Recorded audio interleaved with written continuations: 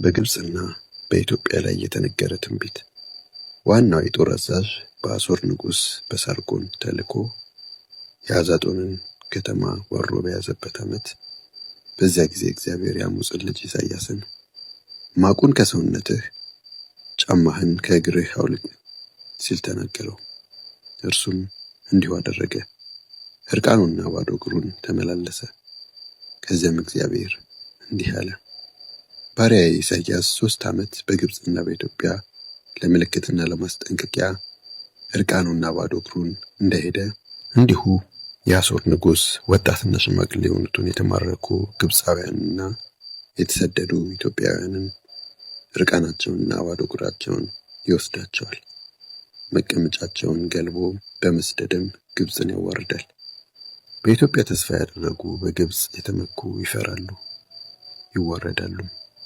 በዚያ ቀን በዚህ ባህር ዳርቻ የሚኖረው ሕዝብ የተመካንባቸው ከአሦር ንጉሥ ለማምለጥና ነፃ ለመውጣት የተሸሸግንባቸው ምን እንደደረሰባቸው ተመልከቱ። እንግዲህ እኛስ እንዴት እናመልጣለን ይላል።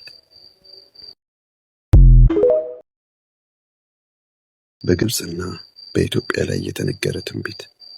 ዋናው የጦር አዛዥ በአሦር ንጉሥ በሳርጎን ተልኮ የአዛጦንን ከተማ ወሮ በያዘበት ዓመት በዚያ ጊዜ እግዚአብሔር የአሞጽን ልጅ ኢሳይያስን ማቁን ከሰውነትህ ጫማህን ከእግርህ አውልቅ ሲል ተናገረው።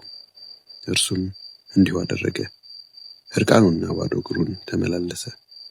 ከዚያም እግዚአብሔር እንዲህ አለ፣ ባሪያዬ ኢሳይያስ 3 ዓመት በግብፅና በኢትዮጵያ ለምልክትና ለማስጠንቀቂያ እርቃኑና ባዶ እግሩን እንደሄደ እንዲሁ የአሦር ንጉሥ ወጣትና ሽማግሌ የሆኑትን የተማረኩ ግብፃውያንና የተሰደዱ ኢትዮጵያውያንን እርቃናቸውንና ባዶ እግራቸውን ይወስዳቸዋል።